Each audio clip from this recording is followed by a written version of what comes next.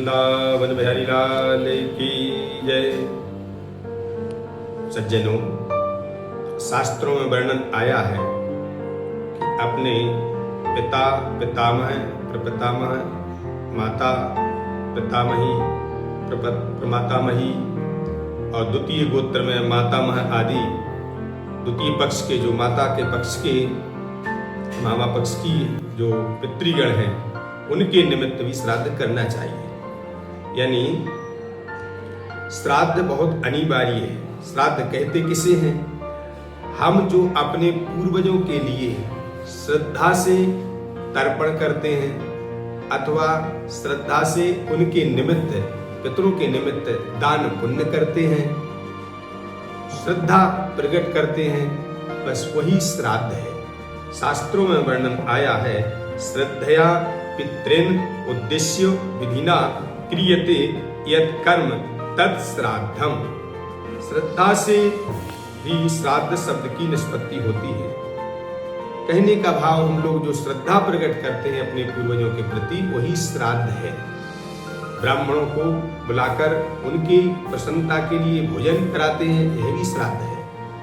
अथवा कुछ दान पुण्य करते हैं, तर्पण करते हैं, वह श्राद्ध में ही आता है। इसी को शास्त्रों में पितृयज्ञ कहते हैं, कहा गया है। इसको पितृयज्ञ भी कहते हैं। श्राद्ध बहुत अति आवश्यक है। हर प्राणी के लिए, अपने पूर्वजों की प्रसन्नता के लिए, उनकी सद्गति के लिए, उनके मोक्ष के लिए श्रद्धा से श्राद्ध करना चाहिए। और जो श्राद्ध करता है तो उसके जीवन में, जो श्राद्ध करता है करने वाले के जीवन में भी बहुत लाभ होता है। शास्त्र में लिखा है कि मार्कंडेय पुराण का वचन है, आयु प्रजाम धनम विद्याम स्वर्गम मोक्षम सुखानि च प्रयच्छन्ति तथा राज्यम पितरा श्राद्ध तर्पिता।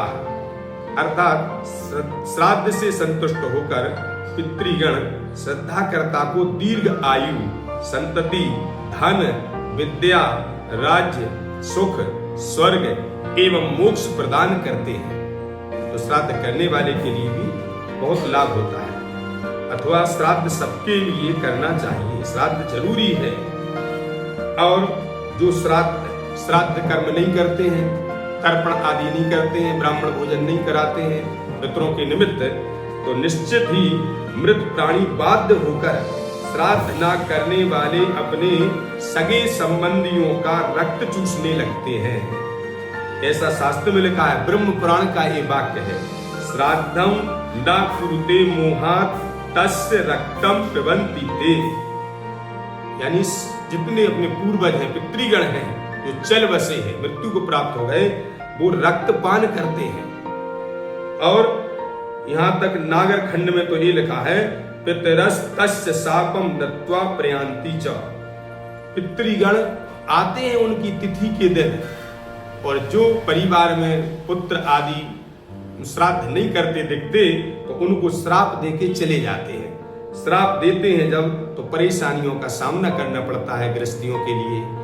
जैसे कि धन का अभाव हो जाना, कोई ना कोई बीमार हो जाना, अथवा अचानक धन की हानि होना, एक्सीडेंट आदि होना, और कोई ना कोई यानी दुख का सामना करना पड़ता है, संकट का सामना करना पड़ता है श्राद्ध न करने वाले को। इसलिए हर स्थिति में श्राद्ध अति आवश्यक है। श्राद्ध जैसे कि एक तो मृत्यु तिथि होती है, तो मृत्यु तिथि वाले दिन ब्राह्मण को बुला के भोजन कराते हैं, वो भी श्राद्ध होता है। और एक होता है पर्व तिथियों पर, जैसे अमावस्या आदि पर पितरों के निमित्त भोजन कराना, ये वास्तव में इसको पार्वण श्राद्ध कहते हैं। जैसा कि पितरों पर वर्ष भर, साल भर खूब देव कार्य करें। देखो, 3 ऋण मनुष्य को बताए। मनुष्य के ऊपर कौन से ऋण होते हैं? 3 ऋण विशेष, देव ऋण, ऋषि ऋण और पितृ ऋण। तो देव ऋण, देवताओं का भी तर्पण करना चाहिए, ऋषियों का भी तर्पण करना चाहिए, और पितृश्वरों के निमित्त भी तर्पण करना चाहिए। और पितरों के लिए वर्ष भर चाहे कुछ भी नहीं कर पाओ चलेगा, लेकिन जो पार्वण्य श्राद्ध लगते हैं प्रोष्ठपदी पूर्णिमा, जो शुक्ल पक्षी भाद्रपद की जो पूर्णिमा है उसका नाम है प्रोष्ठपदी पूर्णिमा। इस प्रोष्ठपदी पूर्णिमा से पितरों का दिन प्रारंभ हो जाता है, जो पितृपक्ष में आता है, जैसे आश्विन कृष्ण पक्ष इस वर्ष भी है। इस वर्ष यानी प्रोष्ठपदी पूर्णिमा आज है 7 तारीख और 7 सितंबर को, और कल 8 सितंबर से कृष्ण पक्ष, आश्विन का महीना कृष्ण पक्ष, तो पितरों के लिए विशेष पर्व कहे गए हैं। तो इन दिनों में हमारे समस्त पितृगण अपनी अपनी तिथि वाले दिन, जो जिसकी मृत्यु तिथि है, जिस दिन जो संसार को त्याग के गए, सुधाम गमन की उनकी यात्रा हुई, तो उसी तिथि पर जरूर आते हैं, तो उनके निमित्त श्राद्ध जरूर करना चाहिए। जैसे कल 8 सितंबर से प्रतिपदा का श्राद्ध है, उसके बाद द्वितीया का श्राद्ध आएगा, तृतीया का आएगा, चतुर्थी का, पंचमी, षष्ठी आदि ये अमावस्या तक श्राद्ध पक्ष कहते हैं। तो हमारे पूर्वजों की जो जिस दिन तिथि पड़े, उस दिन तिथि वाले दिन एक दिन पहले किसी ब्राह्मण को निमंत्रण दे देना चाहिए। ये श्राद्ध का विधान है। उसी दिन नहीं, तिथि से यानी श्राद्ध की जो तिथि है उस तिथि के एक दिन पहले ब्राह्मण को निमंत्रण दे, और आदर के साथ ब्राह्मण को जब देखे आगमन हो रहा है तो बढ़िया सुंदर आसन पर बिठाए। आसन पर बिठाकर ही चरण धोना चाहिए। ब्राह्मण के चरण धोकर बढ़िया सुंदर पितृ सूक्त का पाठ करें उनके सामने, बहुत सुंदर स्वस्ति वाचन बोले, उनका आदर के साथ चंदन अक्षत पुष्प से पूजन करें ब्राह्मणों को सुंदर, और संकल्प विधि से जो पार्वण श्राद्ध का संकल्प है पद्धति में देखें, योग्य ब्राह्मण को जाने पहचाने, उनसे कराए, और श्राद्ध संकल्प युक्त होना चाहिए। कुसा आदि तिल होना चाहिए श्राद्ध में, तिल आदि उनको लेके संकल्प करके भोजन का, और वह थाल को माने ब्राह्मणों को परोसना चाहिए। वैसे श्राद्ध में ज्यादा विस्तार नहीं करना चाहिए। श्राद्ध में या तो एक ब्राह्मण अथवा 3 ब्राह्मण, ज्यादा विस्तार नहीं करना चाहिए श्राद्ध का, क्योंकि विस्तार करने से तो फिर आप इष्ट मित्रों को भी बुलाओगे तो उसमें मोह होगा, मित्र की प्रधानता होगी, पितरों का आदर नहीं हो पाएगा। इसलिए श्राद्ध में विस्तार नहीं करना चाहिए, इसकी मना लिखी है, चाहे कितना ही बड़ा धनाढ्य क्यों ना हो, ऐसा शास्त्र में लिखा है। परंतु श्राद्ध जरूर करना चाहिए हर पुत्र को अपने पूर्वजों के निमित्त। यदि धन नहीं है, धन से हीन है, रुपया पैसा नहीं है, तो कैसे श्राद्ध करें? तो विष्णु पुराण का मत है, शास्त्र में लिखा है सब रास्ते हैं पर श्राद्ध के बिना ना रहे।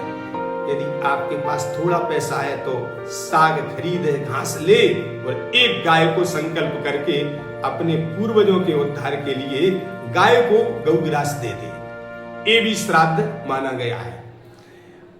अथवा साग को लेने के लिए, घास को लेने के लिए भी रुपए नहीं है, धन नहीं है, तो दोनों हाथ दक्षिण दिशा की ओर उठा के खड़े हो जाए, और विष्णु पुराण में लिखा है, इस श्लोक का पाठ करता जाए, नमेस्तु वित्तम न धनम च नान्यत् श्राद्धो पयोग्यम सुपितृन् नतोस्मि तृप्यन्तु भक्त्या पितरो मयैकौ कृतौ भुजौ वर्तमनि मारुतस्य। ऐसा कहे, अर्थात हे मेरे पितृगण, मेरे पास श्राद्ध के उपयुक्त ना तो धन है ना धान्य आदि, हाँ मेरे पास आपके लिए श्रद्धा और भक्ति है। मैं इन्हीं के द्वारा आपको तृप्त करना चाहता हूँ। श्रद्धा से आप तृप्त हो जाएं। मैंने शास्त्र आज्ञा के अनुरूप दोनों भुजाओं को आकाश में उठा रखा है, ऐसा शास्त्र में लिखा है, विष्णु पुराण में लिखा है। इसी भाव को आप श्रद्धा से स्वीकार करें। मेरे द्वारा यही श्रद्धा से श्राद्ध इसको स्वीकार करें। ऐसा करने से भी श्राद्ध का इतना भाव प्रकट करने से पितृगण प्रसन्न हो जाते हैं। लेकिन ये उनके लिए रास्ता है शास्त्र में जिनके पास धन नहीं है। अपितु जिसके पास धन है उसको तो किसी भी स्थिति में कंजूसी नहीं करना चाहिए। लिखा है श्राद्ध कार्य में साधन संपन्न व्यक्ति को वित्त साठ्यम नहीं करनी चाहिए, यानी कंजूसी नहीं करना चाहिए। वित्त साठ्यम न समाचरे, अपने उपलब्ध साधनों से विशेष श्रद्धा पूर्वक श्राद्ध करना चाहिए। जो भगवान ने दिया है, वैभव दिया, धन है, चकाचक बढ़िया, पर विस्तार न करें। बढ़िया का मतलब है धन है, रुपया है, तो चांदी के बर्तन रखे और चांदी के थाल में, चांदी की कटोरी में, चांदी के गिलास में बढ़िया सुंदर ब्राह्मणों को भोजन कराए और चांदी की चर्चा करें। और पितरों के लिए चांदी तो बहुत प्रिय है, इसलिए चांदी की चर्चा करें। और भगवान ने धन दिया तो चांदी का दान भी करें, चाहे किंचित मात्र दान करें, चाहे 1 रुपया ही चांदी का क्यों ना दान करें, चाहे 4 आना ही क्यों ना दान करें, पर चांदी का दान बहुत उत्तम होता है। पितृगण प्रसन्न होते हैं चांदी की चर्चा से, चांदी के स्पर्श से, चांदी के दर्शन से, चांदी के दान से।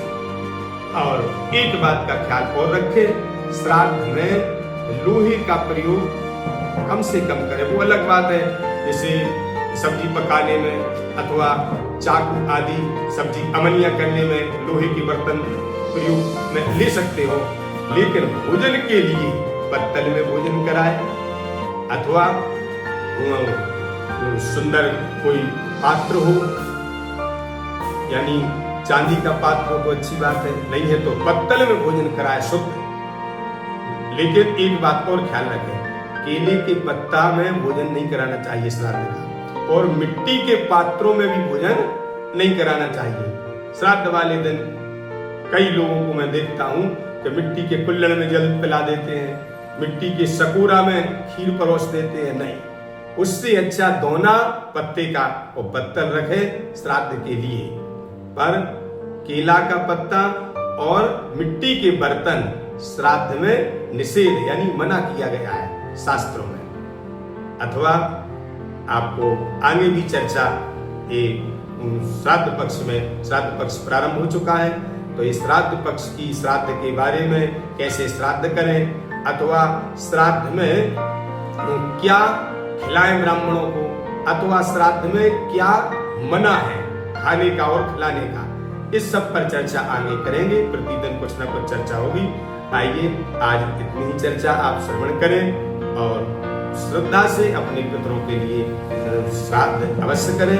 इसी दिव्य भावनाओं कामनाओं के साथ श्री धाम वृंदावन से आप सबके लिए शुभकामनाएं।